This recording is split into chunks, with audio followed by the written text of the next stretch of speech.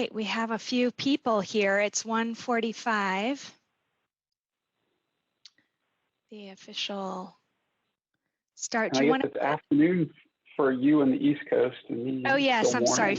Morning. 45 minutes after the hour. Yeah.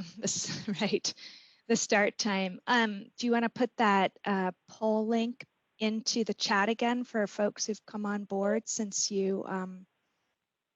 Sure. Since you posted it. Great. So welcome, everybody. We're so glad to have you here.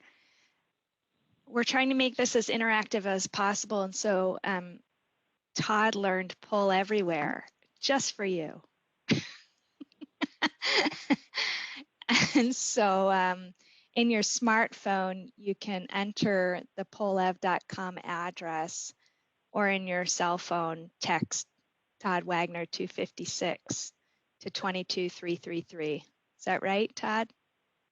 You don't have to use the text if you don't want to. If you're just using your browser on your smartphone, you just have to do the pollev.com/Todd Wagner 256. And right. If you have multiple screens, you can also do it on your browser with another screen on your computer. Great. So welcome aboard. We're going to talk to you today about economic evaluation. I'm Heather Gold. I'm at NYU School of Medicine. And I'm Todd Wagner. I'm at the Palo Alto VA and at Stanford. It's a pleasure to be here. Great. Welcome. So oh yeah, go ahead, Todd. If you just joined on, we're going to try to make this as interactive as possible. Heather and I are about 3,000 miles apart, but we're with you together. So if you haven't joined on already, if you can use your smartphone, we're going to try this out on the next slide. So here we go. So this is, we're encouraging you to put where you are right now. And it can be international, coming in from Greenland, or I see people in Seattle.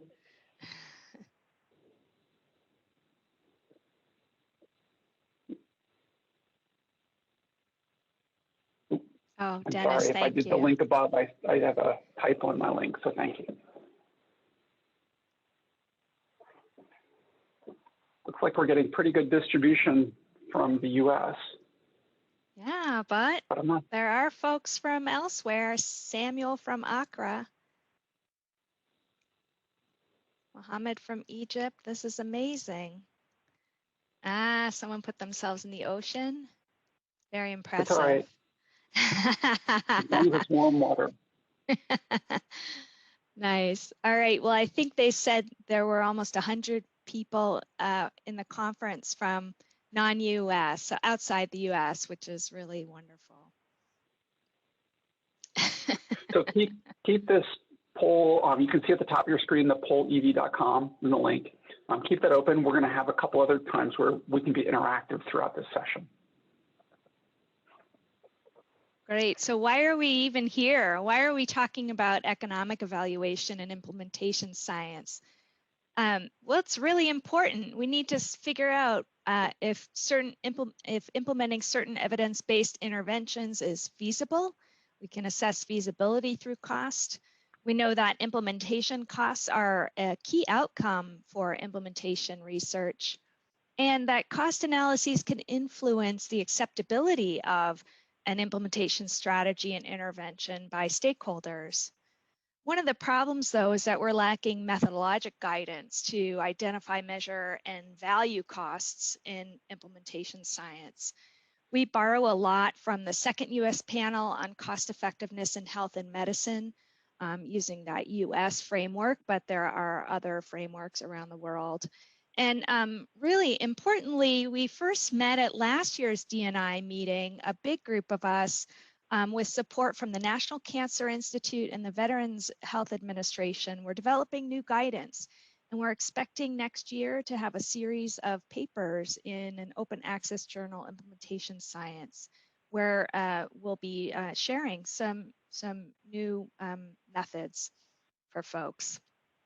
And so when we want to think about valid and useful tools for measuring, and we have to do this properly to track cost data to make meaningful decisions.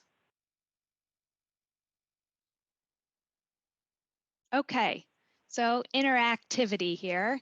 What's your experience with health economic evaluations like cost effectiveness analysis, cost benefit analysis, health technology assessment?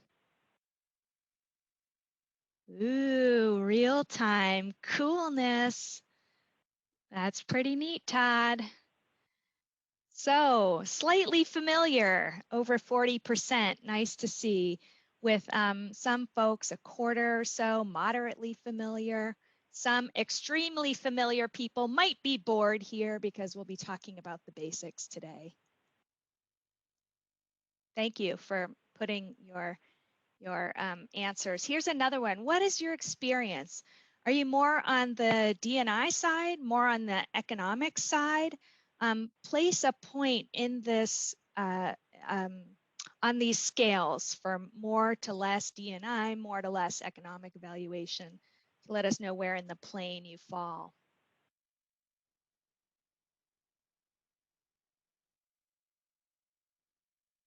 It's really nice to see.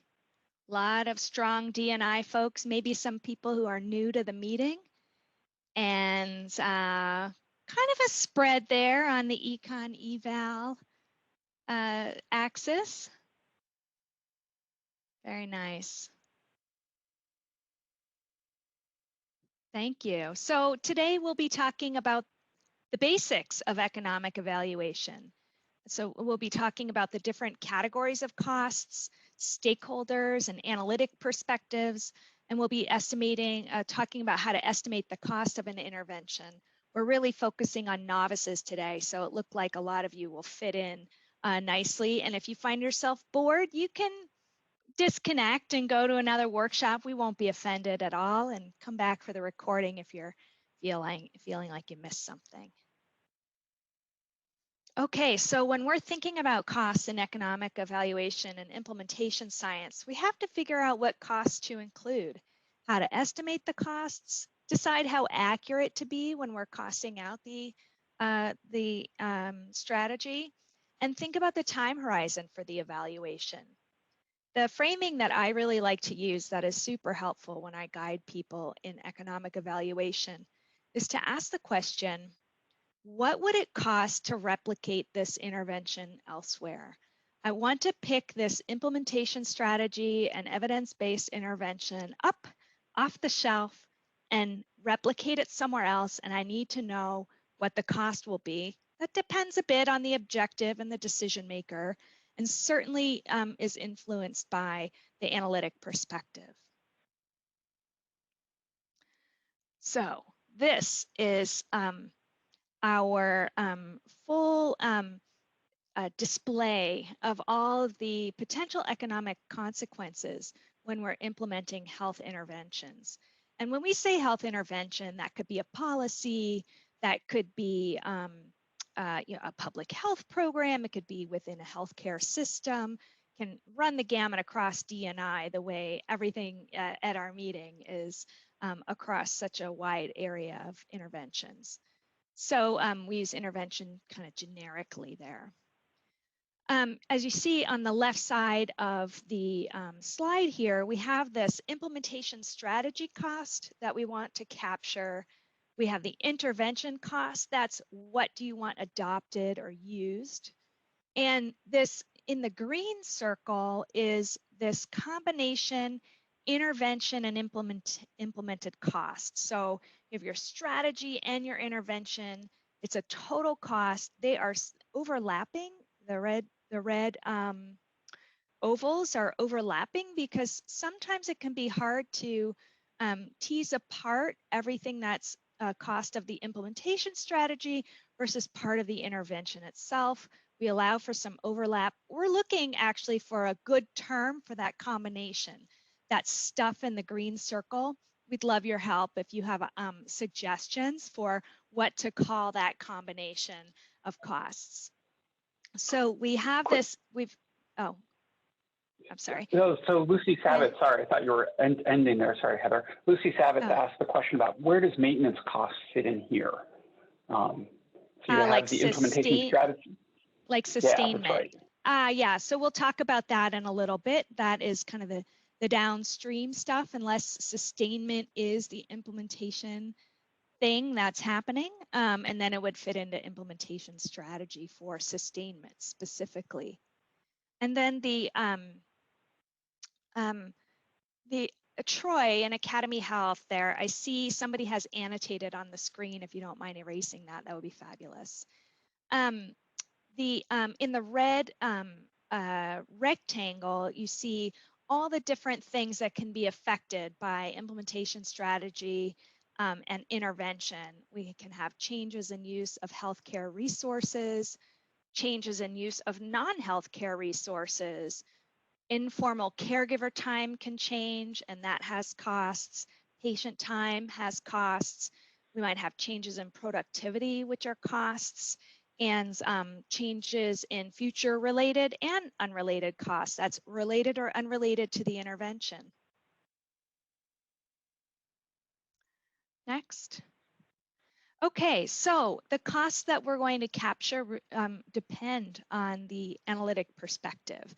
The analytic perspective is kind of who's the decision maker, who cares about this, who's going to be paying. The societal perspective is the most comprehensive. It's really big. It's every cost and effect that could be happening from implementing this evidence-based intervention. And that's every cost and effect, no matter who is paying it or who's accruing the benefit. And so that is really the broadest net, really, really broad. The healthcare sector perspective only considers costs that and accruing to the healthcare sector. So that is, hospital costs, patient out-of-pocket costs that go to a hospital or a physician's office. And then we have some, and those top two are really normative in the United States. And then we have some narrower perspectives here. The provider perspective could be just the health system wanting to know its costs, or just a hospital, just a physician or a physician practice. That would be a provider perspective. The patient perspective is any out-of-pocket costs or patient time costs associated with the intervention. And there are plenty of other perspectives that may be relevant or interesting. A dental practice for some kind of oral health intervention. The city or county health department or state health department. The justice system has its costs for prison, for example. Housing sector, social services perspective, the environmental perspective, and all the costs there. And then there can be some intra-organizational perspectives where you might be interested in, ooh, now it's saying my words on the screen. Might be interested in the clinic director versus the health system perspective. Combined, they might be, there's something bigger, but here where you can tease those things apart. The costs that we capture are also dependent on the time horizon of the analysis and the phase of implementation. So we are first interested in the implementation strategy and the intervention very specifically. Those will always be captured, the costs of those. But then what about downstream costs? The downstream costs that we're capturing go as far as our time horizon allows, or as late in the phases of implementation as we're interested in. Next. Okay, so when we're thinking about these analytic perspectives and these time horizon questions and how they affect the costs we capture, we also have to think about the outcome we want to measure. So there are all these cost measures we're talking about and which costs to capture, but depending on the decision maker, they may have an interest in, for example, the cost per tobacco quit. You have a smoking cessation program being run by a city health department, and that's what's important to them because all they do, or all they're interested in comparing right now are all the different smoking cessation programs that and implementation strategies to get folks to quit smoking. And so it's cost per tobacco quit attained. In a setting of cancer screening and getting more folks screened for different cancers, cost per tumor identified might be interesting. Cost per participant or patient in an intervention may be a relevant outcome. We talk a lot about getting better adherence to, say, self-management protocols for diabetes. So maybe it's cost per change in patient adherence to a treatment regimen. Or we might be interested in cost per clinical practice to implement an intervention, like adhering to clinical guidelines. Ultimately, to be the most comparable across analyses, we're interested in cost per quality adjusted life year gained, because then it doesn't matter what disease we're looking at. Is this a tobacco quit, a tumor identified, or whatever? We can just say we're interested in life expectancy and quality of life. And if we're going to use that metric, we should follow for at least a 1-year time horizon. Next. Okay, so when we're conducting an analysis, we need to think about what are all the key elements here. We prefer a comparative analysis when we're looking at different ways to implement an intervention. Or potentially the same strategies, implementation strategies on different interventions or related interventions. So ideally, we're comparing 2 or more implementation strategies or interventions of interest, but it's possible to just do a descriptive cost analysis of one intervention, but it's limited. And we think about our analytic perspective, that's who's the decision maker, the time horizon, how far out are we capturing data, or are we interested perhaps in modeling data beyond the end of the study? We have to think really hard about the target population. If it's a higher or lower risk population, then the health effects and impacts will be different, and same will be, the costs could really vary as well. We have to be really upfront about the setting. Where is this intervention and implementation strategy taking place? Is it out at a community-based organization, or is it in a hospital? Is it in a jail?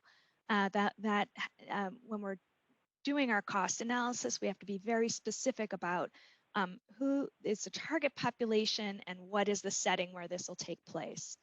And we think about all the costs we want to measure, and then our health outcomes or effectiveness outcomes of interest. There's a question about is there an equivalent measure to the quality in education settings? And I don't know. Being honest. Todd, do you know of anything? Well, qualities could still be used. It would just be, I think it's still hard to measure. I think that's why a lot of people have moved to outcomes that are implementation outcomes. It's just hard to know. Yeah, that's right. It's harder to compare these as you go to shorter term outcomes. Right. Right. Okay. Next. Okay, great. So thinking about these cost components, we have to decide which resources are going to be required for replicating the intervention. That's the implementation strategy and intervention. We're trying to take it somewhere else. What do we need to capture? Click the button there, Todd. Research and development are not required for replication typically. And so we don't usually need to capture those, although they're very interesting, right? You can see, figure out, well, how much did it cost to actually develop this implementation strategy and intervention? But they're not usually required for replication. Recruitment may or may not be required. We can also think about implementation, adaptation, sustainment, and de-implementation costs. I'll go into all these a little bit more. The costs of the intervention itself and downstream costs. Next, please.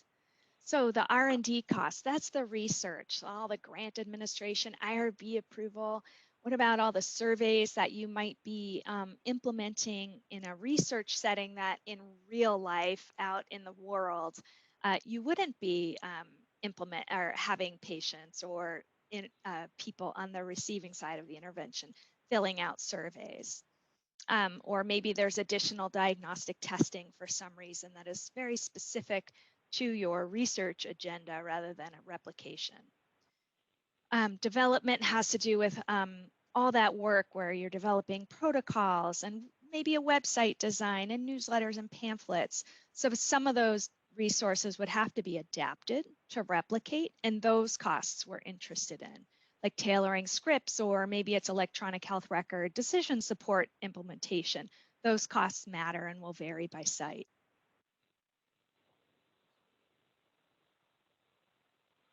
The implementation costs are what does the implementation strategy cost? And there are several tools that we have available to us, fortunately. The COINS method by Saldana and her colleagues, and a time-driven activity-based costing method from CDAV. And I think Todd will talk a little bit about these later, but those help us think just about the implementation strategy costs. The implementation costs will also include engagement costs to get your patients or your interventionees and stakeholders engaged and interested, and that can be very highly variable. Those costs can be highly variable. And you only need those engagement to collect those engagement costs if it's required for replication. Other costs for implementation are planning, staff recruitment, training. Training is super important, right? If you're using practice facilitation, practice facilitators to get clinical practices doing certain things, those folks need to be trained before they can go out in the field, for example. But you're going to exclude research costs such as stakeholder engagement meetings, like a kickoff meeting, if that's not done in the real world. And you're certainly not including costs of the informed consent process.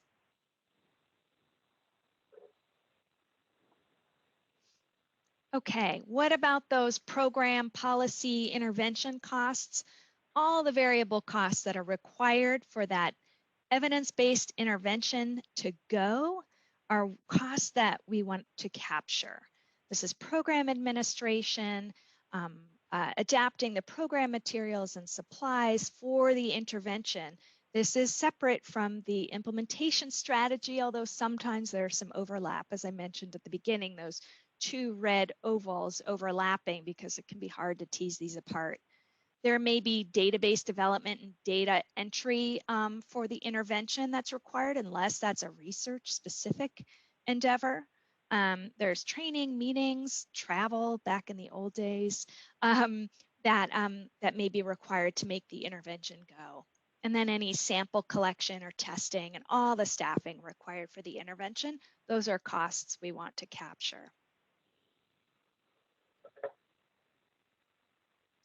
Okay, so what about once the implementation strategy is somewhat complete, the intervention is rolling, what then happens? It's everything in this red dotted rectangle that I mentioned, and I'll just run through some definitions of these potential cost areas that are relevant to capture in this economic evaluation framework.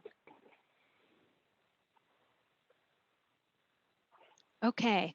What are healthcare resource costs? This is actually what I'm most familiar with from really formal cost effectiveness analysis. These healthcare costs are from the intervention itself and downstream costs from the hospital, all the labs, imaging, all clinician services, medications, hospice, nursing home care, and then any other health service or education provider. I use education in like a health education framework, maybe a community health worker is providing health education.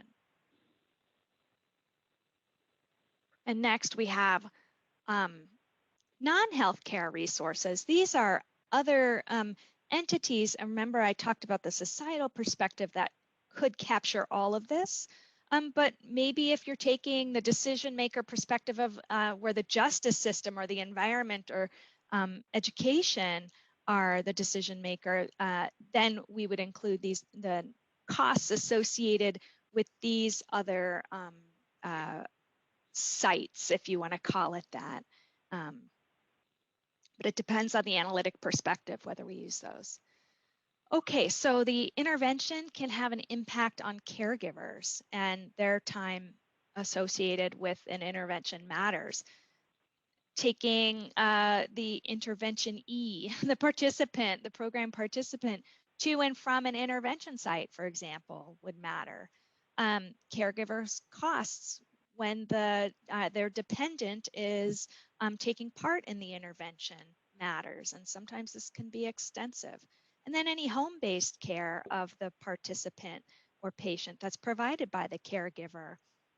If that could have been provided by a paid staff person like a home health care worker, and it's being donated by a family member or caregiver, we need to cost that out as well. Patient costs are the waiting time and time for treatment or the intervention time, transportation, costs of behavioral changes required for the intervention, and any dependent care costs. I want to talk just very briefly about productivity costs. Any intervention we do is supposed to change the health outcome of the participant in a more traditional, say it's a health-related intervention. And there's earnings lost when somebody has poor health or they're absent from work, right, because of their poor health, and you hope your new intervention is going to reduce the lost productivity, but we should be capturing these lost earnings. There are controversies, especially if it's an intervention in a low-income population, a low-income group, and how do you account for wages? If we're using lost earnings based on a wage rate, we think really hard about equity there. Or somebody who's out of the workforce also. They don't look like they are making money in the traditional sense, but their time absolutely has value. And so sensitivity analysis is really important as we think about this. And what kind of sensitivity analyses do we talk about in economic evaluation? I usually recommend to do your kind of idealized case and then a best case, worst case. And I'm talking about most cost, least cost, and some middle cost estimate. And it's really a great practice to explicitly exclude some cost categories that aren't relevant to all decision makers. And so you can help different decision makers who have different analytic perspectives if you itemize the cost categories in best case, worst case. It's important to use ranges for wage rates. We always, for person time costs, it's wage rate plus fringe. And you can also think about substitution of workers. So as you're costing out people's workers' time, is it a social worker, a doctoral level psychologist, or a mental health counselor? And these folks all get paid differently, but may be able to substitute time. You have a question, a great question about volunteers, and how do you estimate the cost of volunteers? They're the same as caregivers donating their time. I've seen some studies when they're peer volunteers, then you would get the average cost or wage for the folks participating in the intervention. You would use that for peer volunteer costs as well. But using a national average wage rate when you know that all lives are really valued the same amount and time therefore is valued similarly, this ethical dilemma frankly comes up a lot. And so we would specifically want to include volunteer time, because to make this intervention go somewhere else, maybe you need to hire somebody. And so that substitution comes into play here. Different intervention settings may have different cost structures for space, for example. We have to imagine that and then, or think about that.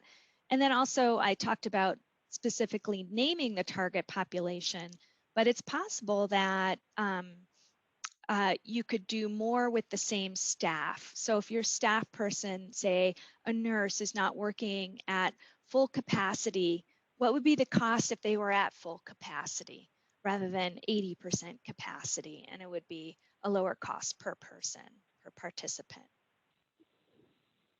Cost of There's students. one more question I was just about to respond to, which is many of these strategies assume that the physician can do one more thing or check 2 or 4 questions. And at some point it does break the camel's back, so to speak. You know, there's so many questions that they're asked to do and manage that maybe at times they are inefficient or inefficient and they can ask one more question, and other times it's not. And you really have to think about how you're organizing the system here. Absolutely. Yep, absolutely. And measuring the person's capacity is important, right? Knowing the truth of their capacity and sort of at what level they're working. Cost of students, it's the same thing. You could pay them, right? So you could estimate a worker at that general average, general age and their average wage, or use a general national average wage cost. There's no perfect answer, let me just say.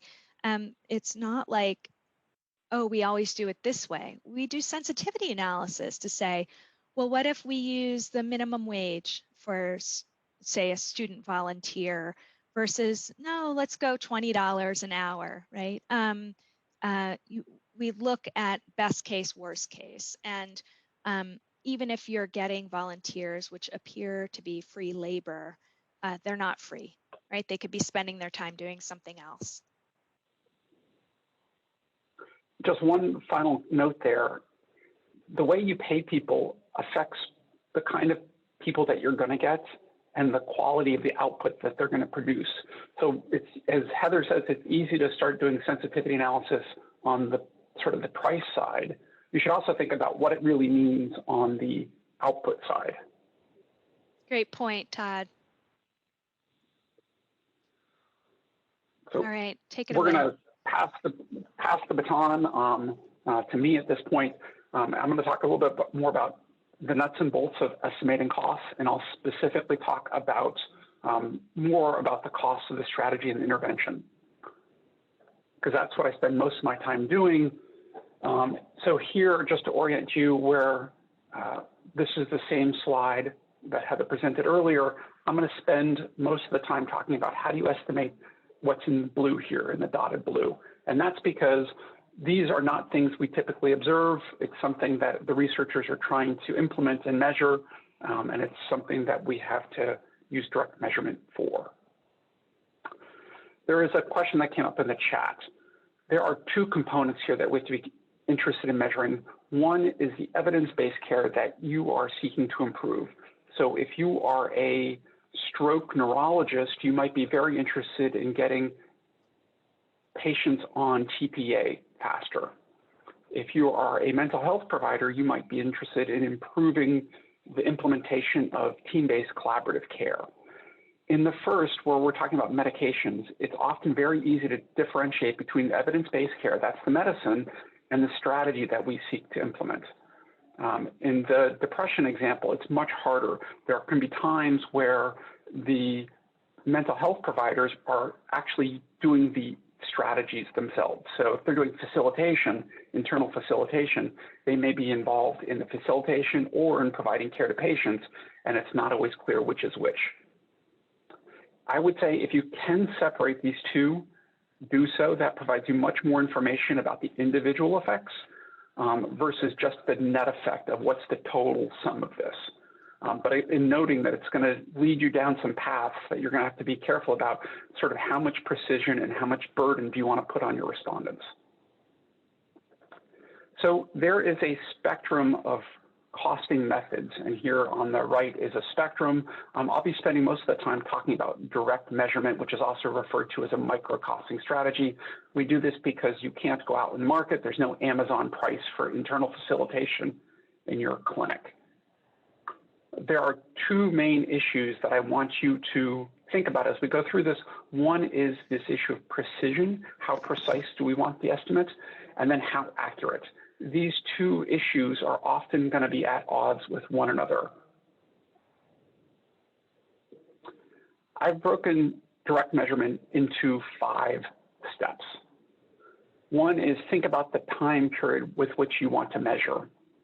You're then going to specify the production process. You can do something like a process map, and I'll show you one in a second.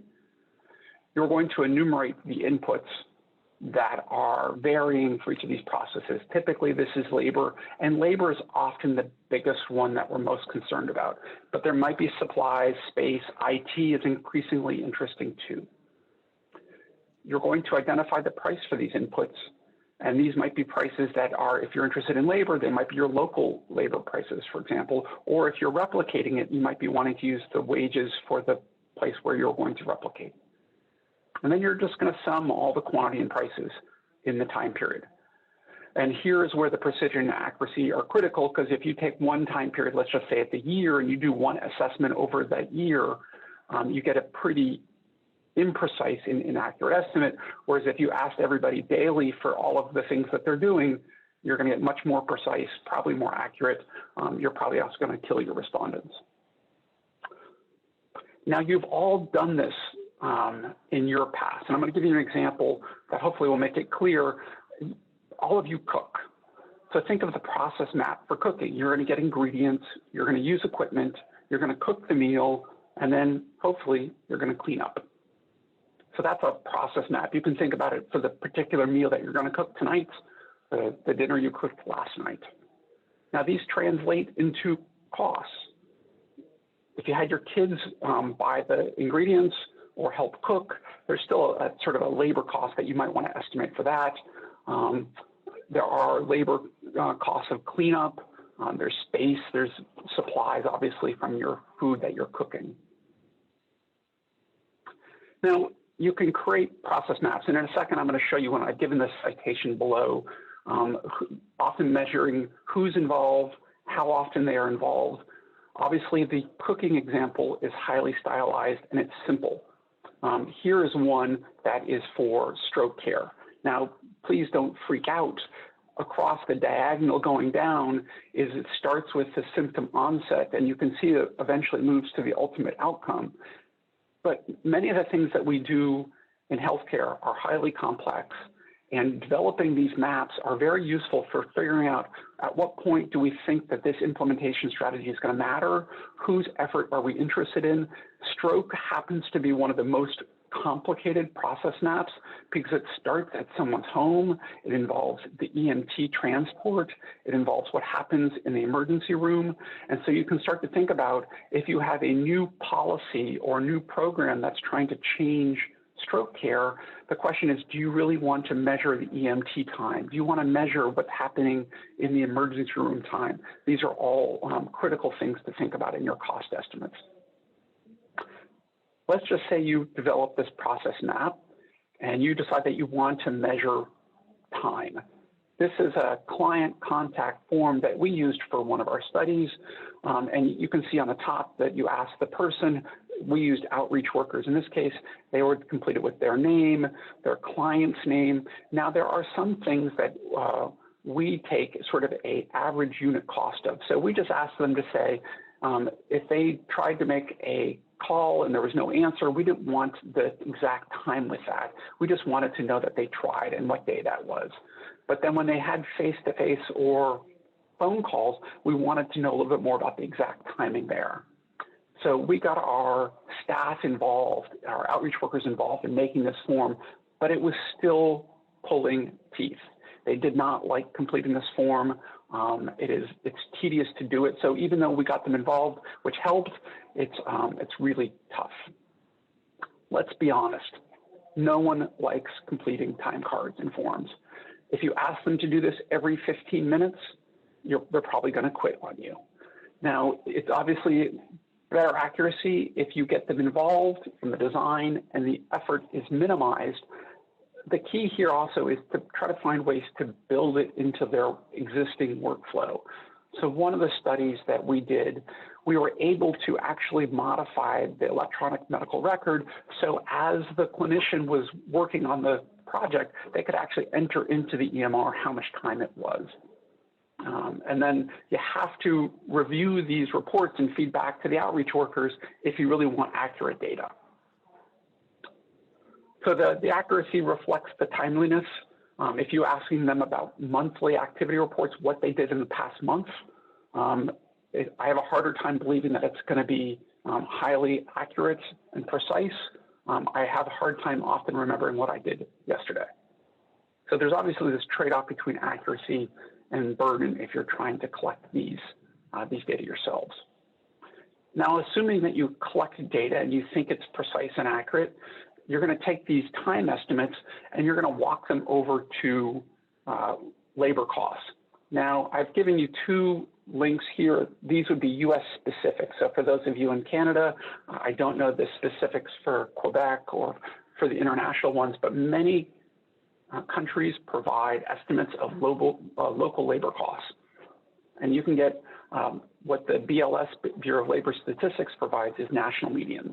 And as Heather mentioned, you can use sensitivity analyses to sort of see how sensitive your results are to these labor cost inputs. And then consider, do your employees receive benefits? And then you might want to think about, for example, not everybody is working 100% of the time. We have trainings and other things and meetings that we have to go to. So this question of how much time are they spending on their sort of direct effort involved in implementation versus other care, you have to decide. Here's, I would say, the majority in the work that I do, the majority of the cost is labor. And we spend almost all of our time estimating labor.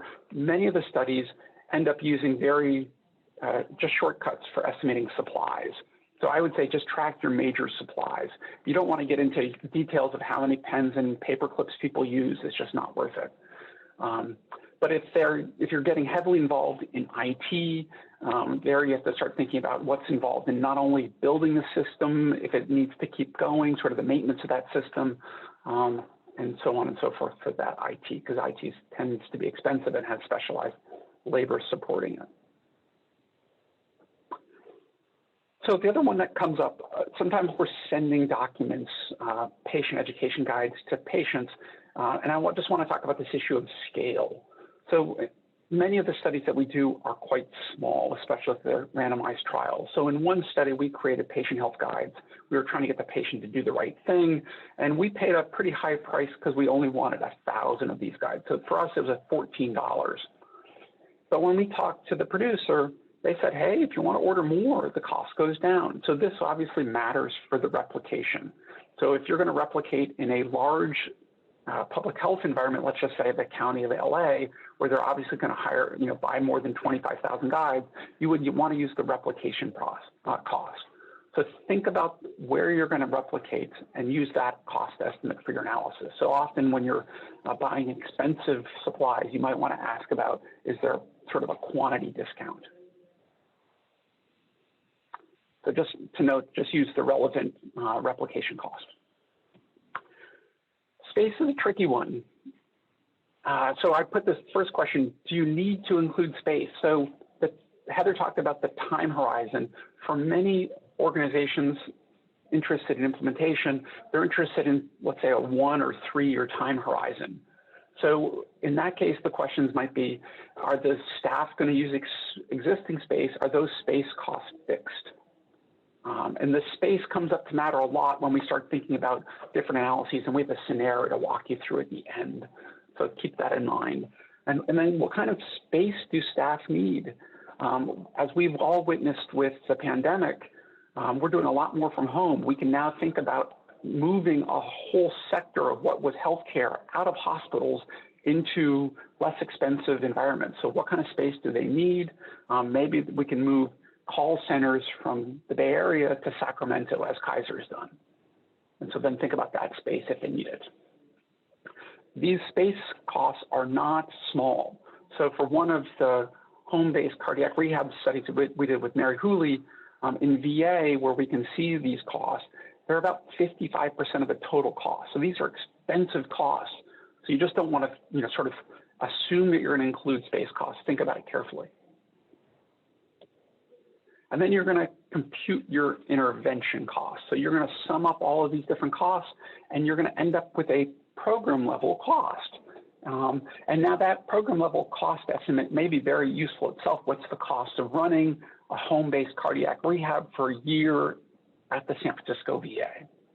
But most of the time, we also want to know a little bit about what these costs look like at the patient level, because the San Francisco VA might have a different size patient population than the Portland Kaiser. So you have to think about the denominator here. So you really need to think about who's going to receive these costs. So I've got an interactive example. So just think about this. So the VA implemented a national telestroke program so that if a patient showed up with a stroke at a small VA, they could see a specialist, a stroke specialist who is located at another VA. So we estimated the cost of this program, and then we have to figure out who do we assign these costs to. So this is, you get to pull out your phone again. Who's in the denominator? Is it just patients with a confirmed stroke, all patients who are eligible for the telestroke program, patients with stroke symptoms, or telestroke program users?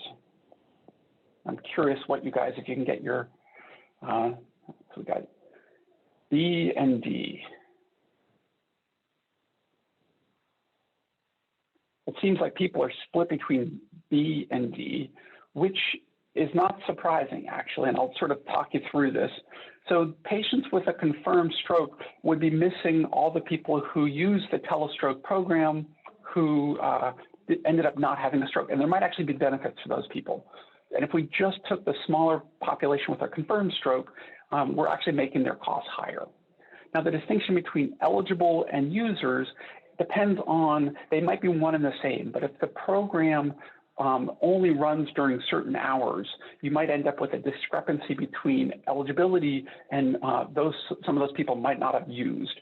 So, but generally speaking, if those two are the same, you're in good standing with B and D. And then those patients with stroke symptoms, if they're not recognized by the system, that's a sort of a loss to the system, and you might want to track those patients. The problem with stroke symptoms is that many things happen with stroke symptoms, and the questions then become, should they have been eligible and seen by a telestroke program? So sometimes if the program's designed well enough, C gets folded into B. So I apologize for tricking you all there. Thank you. So now you got this programmatic cost, and you've got to you figure out your denominator, and you've got to allocate your costs to your patient. So you have two methods here. One is the easy, less precise method. There is nothing wrong with it. It's just taking the program costs and your denominator, and let's just say your program costs $100,000, your denominator is $1,000. Wow, it's $100 per person. Notice that there's no variation across people. The other more precise method is to somehow figure out a relative value unit so that it varies by the amount of time that you spent with each person, for example. And we give an example from a paper we did in 2007 on that. Most of the people, the second more precise method takes some forethought. You have to create this RVU. And the trade-off here is if you do it, you can do subgroup analyses because there's variance across the subgroups. Otherwise, you have no variance. You just know it's $100 per person. You can't really do any subgroup analysis. You can look at the outcomes and whether those vary by subgroups, but not the costs. So I'm going to, this is my largely my last slide here, and then we're going to get into the scenario. So factors to consider, and these are, we recently published a paper in Medical Decision Making where we talk about some of these issues, so I'll sort of go through them. These are complicated issues, so there's no answer to them, but to note that you should, if you're interested, read that paper. So we talk about these, excluding these one-time costs because they're sunk and they're not going to happen in replication. And then exclude purely research-related costs. That's just our business of publishing. There are some studies, implementation studies, where they're actually tracking and gathering data. You would want to include those. there's interesting things about learning curves and efficiency and capacity. There's no gold answer here except to think about these things carefully. And so there's a lot of questions and interest right now about sustainability and implementation. We don't really know what these learning curves look like. So we're all interested in these questions of learning curves, how to build efficiency, build capacity, build sustainment, and we're still working on that. There's distribution costs. So in the easiest case scenario where you're distributing a new medicine that's just been developed, you have pharmacies. You have distribution to pharmacies, and so it's pretty easy to say that there's no big distribution change there. But many things we're interested in doing is changing mental health delivery, and so that you might be very interested in the distribution costs there. And then we're interested in this issue of fidelity. Obviously, the unit cost may be a function of fidelity. You might want to control for that or examine that, try to understand why it's happening in the context that you're in. And then finally, I know that the field is moving to this idea of rapid adaptation. I get asked questions about this, and I say we either need to be super precise in our methods and our timing, or we may need new methods. And so we're still working on that too. So before we get to our scenario, hopefully you've got a better sense on how you might estimate the costs. Now that's just sort of the first step. You might want to take additional steps and not only just sort of say, what is the cost or these different programs and the cost per person, but you might want to do, for example, a budget impact analysis. What was the relative budget impact for my facility implementing this program? If you're interested and you have an implementation outcome, let's just say you're using the REAIM framework and reach, you might say, oh, let's get us the average cost per gain in unit reach. And then as Heather mentioned earlier, if you have quality adjusted life years, you could even say, what's the average cost per gain in quality adjusted life years? That's the ideal, sort of the normative question. Obviously, we'd like to maximize the quality adjusted life years, but most of our studies don't get there and have a lot of implementation strategies. And that might be okay depending on the system. Any questions that have come up, Heather? No, been answering them. We're all set. All right. Oops, went the wrong way. Here's our scenario. You want me to go do it, Heather, or do you want to run through the scenario? Yeah, you go ahead. Yeah, that's fine. Okay. ICUs. Here's a picture of an intensive care unit. Here's your goal. You've been charged, and we're going to spend the next 10 minutes on this. You've been charged with implementing an evidence-based quality improvement program to reduce costs and improve care in your ICU. Now, you're smart. You know that up to 40% of ICU admissions are not for life-sustaining care. So in other words, the patients really don't belong in the ICU. There are those patients who need life-sustaining care, but then we often have in the ICU patients who are dying and we haven't had end-of-life conversations with them, and then lower acuity patients, but the clinician doesn't really feel comfortable with them on the wards and wants a little bit of extra monitoring. So we need to figure out how to get groups, patients 2 and 3, out of the ICU. We also know, and if you didn't know, ICU care is really expensive. It is one of the most expensive parts of the hospital. First day, super expensive. Why? Because a lot of things happen on that first day. The second day is also expensive. You get to see it gets a little bit sort of asymptotic. And you might say, why is ICU care expensive? There's a lot of this expensive staff in the ICU. The ratios are really intense. They have a lot of fancy equipment hanging around the ICU just in case the patients need it. And then there's a lot of things that happen to those patients. It's monitoring, it's scanning, there's tests and tubes and medications and so forth. So ICU care is expensive. Now, in your careful scenario planning, you identify 2 options. And you talk to your friends who are critical care doctors and they verify these 2 options. One is to say, hey, maybe we should just divert low acuity patients out of the ICU. Maybe that would be the best strategy for saving money, improving outcomes. The other one that comes up is to say, maybe that's really hard to divert because we don't know how to see the diversions. Maybe we let them come in the first day and then discharge them early, so get them out of the ICU faster. This avoids the problem of having to figure out who is going to be admitted to the ICU, and we just focus on the ICU itself. So which do you think is going to work? Diversion, which, and by work I mean save more money, expedited transfer or diversion? 50-50, let's see if it changes.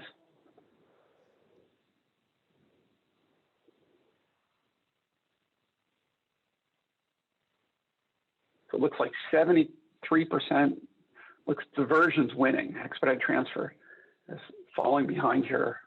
Can the horse make it up? So I'm going to move on. So it looks like people like the idea of diversion better, 87%. So let me just walk you through these two strategies, and then we can take more questions. This means that some ICU beds go unfilled. There's clearly fewer tests, fewer tubes, fewer monitoring, because there's fewer patients in the ICU. It's possible that we're saving labor costs.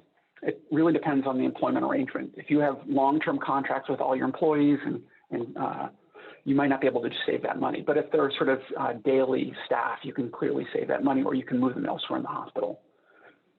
There is no, in the short term, no decrease in the space and other fixed costs. That's still there, right? So those beds are still being used. Someone's incurring those costs. So in the short term, the ICU costs may go down. But the average cost could go up depending on how the employment and arrangements are. And so same with the other thing that's happening here, because we're kicking some patients out, often we use these accounting systems that say, we're going to take the fixed cost of these beds and spread them to the patients in the system. So this is an activity-based cost accounting system. That's what VA employs. And you'll often see if the census goes down, that the cost per patient goes up. So there is this weird thing that we have to deal with that's an accounting versus an economics, but it makes a big difference, and then we have to figure out how to present these cost data. So that's your diversion. That effect is unclear in the short term, but it may go down. Expedited transfer, so we're keeping our ICU beds occupied. So it's the same space, same staff. You guys all figured this out already. What we really end up with is more one-day admissions. So we're actually doing more things to more people on day one, and then we're getting them out of the ICU. In the short term, almost clearly it's going to increase your ICU costs because we're doing more things to more people, and the average cost per patient goes up. So of these two strategies, in the short term, diversion is the best option in the short term. It really minimizes your short-term variable costs. That's not the whole answer, though. So if you keep these beds unused, at some point somebody's got to say, hey, we have to convert these ICU beds into more productive space. There are other things that we should be using these for patients. You've done a great job in your job of implementation scientists. You've gotten these, our census down. Now we have to turn this into some other thing that can be very useful for patients. Now, the thing, this came up earlier in some chats with Lucy, be very careful here. So fee-for-service will often pay for ICU beds, and they'll pay more. So your hospital, if your hospital is getting paid for fee-for-service, may not want to decrease the number of people in the ICU. So there are some weird distinctions here between reimbursement and the cost of producing care in your system.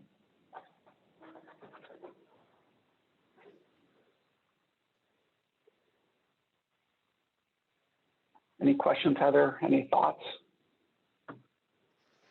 No questions. I thought we were going to have more time at the end. Yeah, I know. Oh, here's a question that came up from Kendall. Where does quality of care come into the analysis? Remember your cooking example, right? It says, in other words, what if some patients are being diverted that should be in the ICU because of this change, and then those patients' care is affected? Two different questions, really. Yeah. Yeah. So here's the question. So many implementation studies that I'm interested in, they're interested in a budget impact analysis. Now, if you're interested purely in a budget impact analysis, by its title, it has no interest in quality. And that is sort of outside of that analysis. Now, you might still want to come and say, did we do the right thing for patients? And we might need to do more for patients to ensure that the right patients got into the ICU when they needed the ICU. So it depends really on the model that you're looking for and sort of the economic evaluation. You could look at some adverse outcomes, say rates of adverse outcome by diverting or not diverting. But if you're not doing a randomized trial, that's super hard because there's selection for who you would divert and not divert. And assessing acuity can be tricky, or severity for folks not in ICU business. So I'll leave it there. And if there's other questions, I know we're getting close to the top of the hour or top of our time. Yeah, I think this is only 1 hour. It ends at 45 minutes after the hour. So you can tweet at us or find our email addresses online. Hope this has been useful. We have a resource list we can put together, but weren't sure where to post, so we'll find that out as well. And thank you. And then if you do want to reach out to us by email, that's fine. If you're looking for the slides, we're happy to provide those.